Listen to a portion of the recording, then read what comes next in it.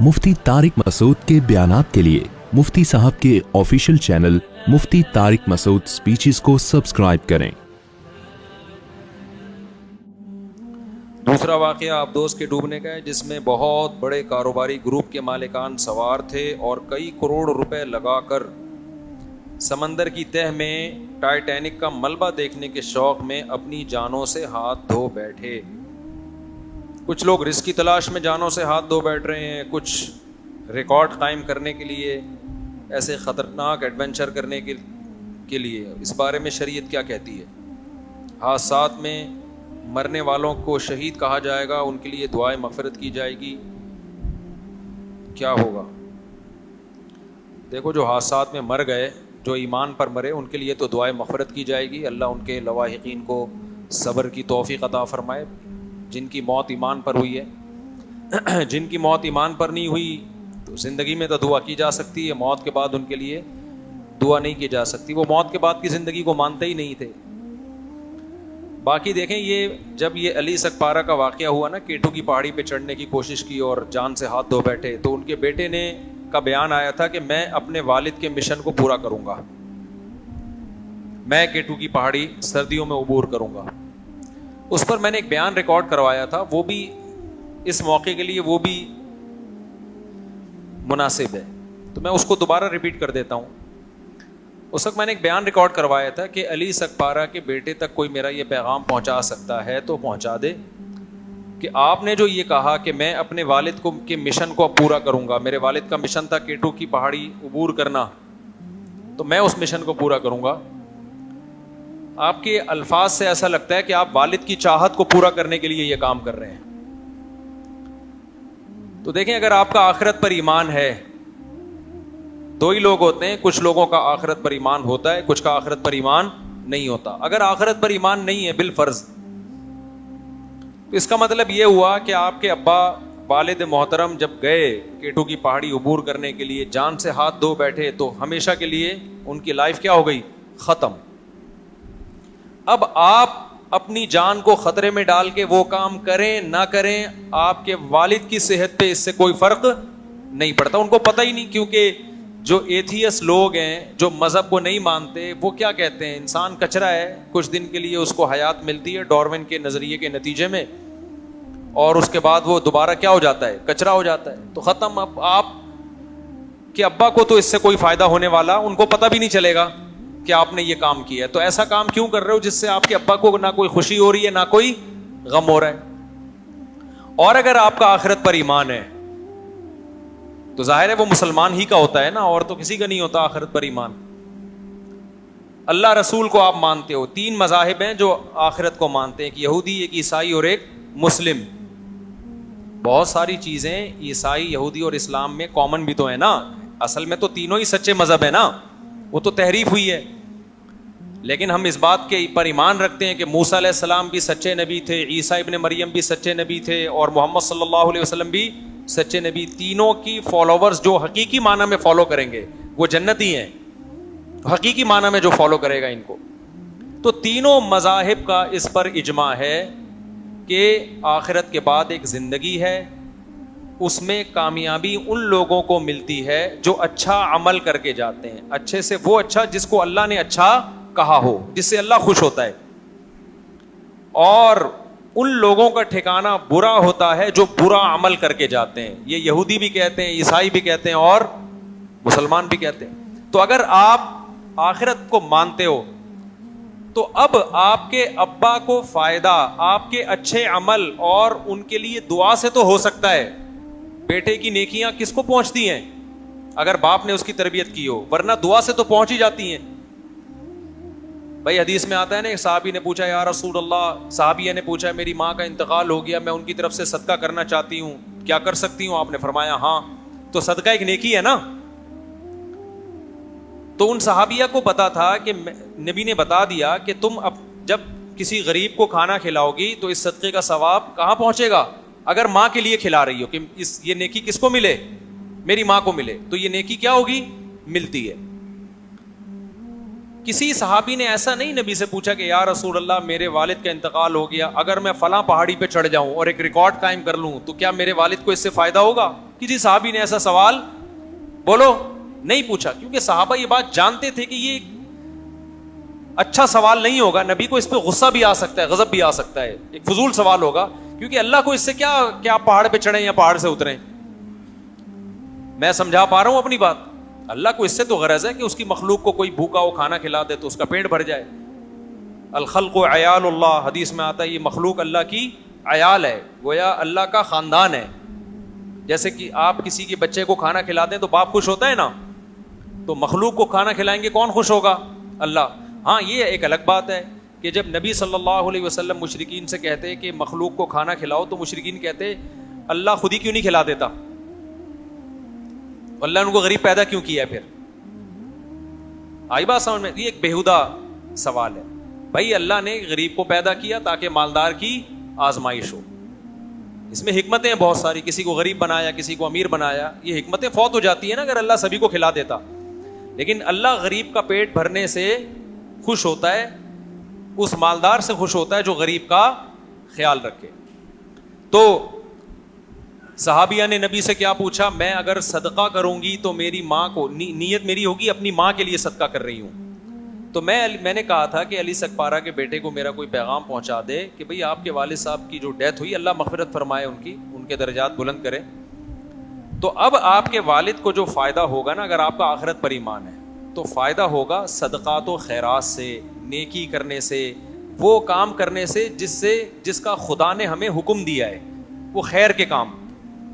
پہاڑ پہ چڑھنے سے کسی بھی مسلک کے عالم سے پوچھ لینا, پہاڑ پہ چڑھنا کوئی نیکی نہیں ہے جس کا ثواب پہنچایا جا سکتا ہو. سمجھ میں آ رہی بات کہ نہیں آ رہی؟ تو آخرت پر ایمان نہیں ہے تو بھی یہ کام فضول ہے, آخرت پر ایمان ہے تو بھی یہ کام کیا ہے؟ فضول ہے, اس کا کوئی فائدہ نہیں. تو یہ آپ اپنے لیے کر رہے ہو. اس کا یہ کہنا کہ ابا کے مشن کی تکمیل کروں گا, یہ جملہ غلط ہے. آپ یہ کہو کہ بھائی میں بھی ٹرائی کروں گا, اگر کامیاب ہو گیا تو عزت مل جائے گی, ورنہ موت کے منہ میں چلا جاؤں گا. تو پھر ہم اس پہ دوسرے پہلو سے غور کریں گے کہ اگر آپ یہ اپنے لیے کر رہے ہو نا, یہ نہیں کہو کہ میں ابا کے مشن کو پورا کروں گا, ابا کو اس سے کوئی فائدہ نہیں ہے, بلکہ ابا ہو سکتا ہے وہاں برزخ میں, ہو سکتا ہے کہ یقینی بات ہے وہ کہیں گے کہ کاش میں اس راستے میں موت میری نہ ہوتی, یہ میں نے اپنے آپ کو کیوں, اپنی جان کو میں نے ایک خطرے میں ڈالا.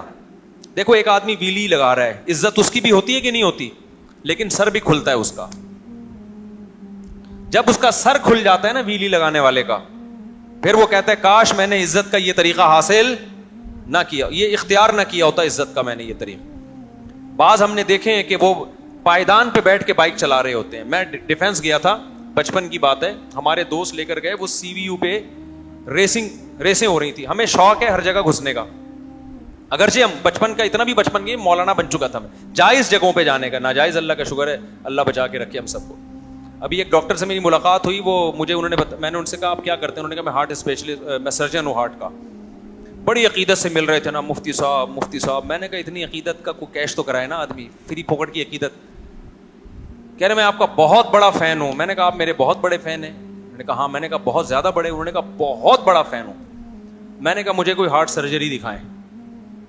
بھائی سرجن تو آپ ہو نا, آپریشن آپ کرتے ہو, میں یہ عمل اپنی آنکھوں سے دیکھنا چاہتا ہوں. انہوں نے کہا ٹھیک ہے, مجھے لے گا, آپریشن دکھایا انہوں نے.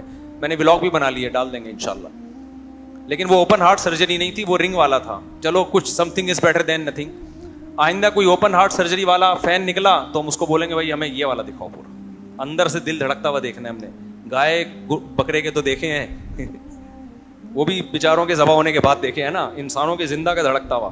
تو فین ہونے کا, فری پھوکٹ کے فین تو آپ کو بہت سارے مل جائیں گے نا. تو مجھے شوق ہے ویسے ہی تھوڑا سا, ہر فیلڈ میں تھوڑا سا ویسے ہی ایک شوق ہوتا ہے نا انسان کو کہ دیکھے کیا ہو رہا ہے. تو ہمارے وہ دوستوں نے کہا کہ ڈیفینس میں ویلیاں لگاتے ہیں لڑکے, ریسنگ کرتے ہیں. ہم نے کہا چل بھائی دیکھتے ہیں جا کے. لگانا نہیں ہے, یہ کام کرنا نہیں ہے, دیکھنے میں بے وقوفوں کو دیکھ لو بھائی, کیا اس سے آپ کی تفریح, ان کا سر کھل رہا ہے. آپ کہہ سکتے ہو ہمارے جانے سے ان کو موٹیویشن مل رہی ہے, تو یہ صحیح نہیں ہے. میرے جانے سے کوئی موٹیویشن ان کو, کیونکہ میں مشہور تھوڑی تھا. چھپڑ میں اتنے لوگ گئے ہوئے, ہم بھی چھپڑ میں جا کے بیٹھ گئے. اچھا میں جب گیا نا تو وہ کچھ لڑکے لگا رہے ہیں, ویلی لگا کے نا گھما بھی رہے ہیں بائک کو بڑی خطرناک طریقے سے.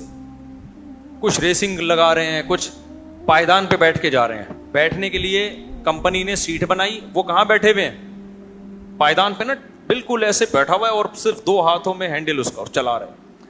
اب وہاں یہ لڑکوں میں بحث چھڑ گئی, جو میرے دوست احباب تھے. میں نے کہا یہ بے وقوف لوگوں کا کام ہے, یہ عقل مندوں کا کام نہیں ہے. اب وہ ہمارے دوست کہنے لگا, بے یار یہ تو مولوی لوگ تو ایسے ہی باتیں کرو گے, یہ انجوائے کر رہے ہیں لائف کو, ویلی لگا رہے ہیں, دیکھو مزہ آ رہا ہے, ریسنگ ہو رہی ہے. میں نے کہا میرے بھائی یہ مزہ 2 منٹ میں کرکرا ہو سکتا ہے, اتنا جان سے قیمتی کوئی چیز ہے؟ بولو نا. میں نے کہا جان خطرے میں ڈال کے یہ مزے فری پھوکٹ کے آ رہے ہو پھر ٹھیک ہے, جان آپ خطرے میں ڈال کے یہ مزے لے رہے ہو تو بہت بڑی بے وقوف. عزت کمانے کا وہ طریقہ جس میں آپ کی جان چلی, جان جانے کے بعد کون عزت کرے گا؟ قبر پہ آ کے کوئی سلوٹ مارے گا؟ تو بڑی اچھی ویلیاں لگایا کرتا تھا. اچھا جو ویلی لگا رہا تھا اس کے سر پہ نا سلائی کا نشان بھی تھا, جو بڑا ویلر تھا. ایک دفعہ کھل بھی چکا تھا وہ ڈھکن, دوبارہ ڈاکٹروں نے رکھا ہے اس کی کھوپڑی کا, فٹ کیا, ایلفی سے جوڑا ہے پتہ نہیں کس چیز سے, پھر بھی عبرت حاصل نہیں ہوئی. اور ویلی بھی بغیر ہیلمٹ کے نا, اس میں زیادہ شو ہے کہ ہم ڈرتے نہیں ہیں. اب کیا ہوا کہ ہم بیٹھے ہوئے, میں ان سے کہہ رہا ہوں بھائی یہ بے وقوف لوگوں کا کام ہے, بہادری کے جوہر دکھانے میدان جنگ میں دکھاؤ, جان ہتھیلی پہ رکھو, پھر قوم کی جان بچاؤ, یا اور کوئی بہادری کا کام کر لو جس میں قوم کو فائدہ ہو, اپنے آپ کو فائدہ ہو. یہ کیا ہے؟ تو ہم یہ باتیں کر ہی رہے تھے کہ وہ جو پائیدان پہ بیٹھا ہوا تھا نا وہ سلپ ہوا, گر گیا بیچارہ. گرا ہے, ہم قریب گئے, سب بھی گئے, ظاہر ہے ایسے موقع پہ مدد تو لازم ہے. یہ تھوڑی کہ یہ اپنی حماقت سے مرا ہے تو اب مرنے دو, یہ جائز نہیں ہے بھائی. جو اپنی حماقت سے ہو یا بغیر حماقت کے ہو, انسانی جان کی حفاظت بچانا کیا ہے؟ ضروری ہے, سب پہ ضروری ہے. ہم سب گئے دوڑے ہوئے, تو لگ رہا تھا کہ ایکسپائر ہو چکا ہے, وہ اتنی سر پہ گہری چوٹ آئی تھی. میں نے کہا اب اس کو کوئی زندہ کر کے پوچھے نا, وہ کہے گا بھائی یہ بے وقوفوں کا کام ہے, یہ عقل مندوں کا کام نہیں ہے. تو دیکھو غیر مسلم پہ یہ کام سوٹ کرتے ہیں, کیونکہ غیر مسلم کی آخرت کا اس کے دماغ میں کوئی تصور نہیں ہے, لہذا وہ زندگی داؤ پہ لگاتا ہے کہ آر یا پار. اب یہ جو ٹائٹینک کا ملبہ دیکھنے کے لیے کروڑوں روپے لگا کے گئے, 1% ان کو رسک ہوگا کہ یار اتنی گہرائی میں جانے کی ضرورت کیا ہے آپ کو. اگر یہ اتنا آسان ہوتا تو ہر دوسرا بندہ جا رہا ہوتا نا, مشکل تھا تبھی تو گئے نا, رسک تھا نا تبھی. ان کو بھی پتا تھا کہ کچھ نہ کچھ خطرہ ہے, ہر آدمی تھوڑی جاتا ہے. کیٹو کی پہاڑی پہ بہت سے لوگ نے, میں تو نہیں گیا, میں تو بہت کٹھی پہاڑی پہ گیا ہوا ہوں, میں جو کراچی میں کٹھی پہاڑ, کیٹو کی پہاڑی پر میں نہیں گیا. اور اگر جاؤں گا بھی تو اتنا جتنا افورڈ کر پاؤں, جب یقین ہو کہ بھائی زندہ رہنے کا پورا چانس ہے, اس سے آگے کا پھر میں رسک نہیں لوں گا کہ یار پتہ نہیں مرے میں خام خام یار. تو کیوں مرنے کے بعد, اگر آپ موت کے بعد کی زندگی پہ یقین ہی نہیں رکھتے تو پھر کافر کہتا ہے یار کیا فائدہ اس زندگی سے, صرف کروڑوں روپے کما رہا ہوں, کیا فائدہ. ایک رسک لے لو, آر یا پار. ادھر گئے تو مر گئے, نہیں تو بچ گئے تو کیا ہوگا, عزت ہوگی, ٹی وی میں آئیں گے, پیسہ ملے گا وغیرہ وغیرہ ہو سکتا ہے. تو کافر پہ یہ چیزیں سوٹ کرتی ہیں, آر یا پار. مسلمان کو پتا ہے کہ مجھے اللہ نے ایک دفعہ زندگی دی ہے اور یہ زندگی اللہ کی امانت ہے, اس کے بارے میں قیامت کے دن مجھ سے سوال ہوگا کہ اس زندگی کو کہاں کھپایا تم نے.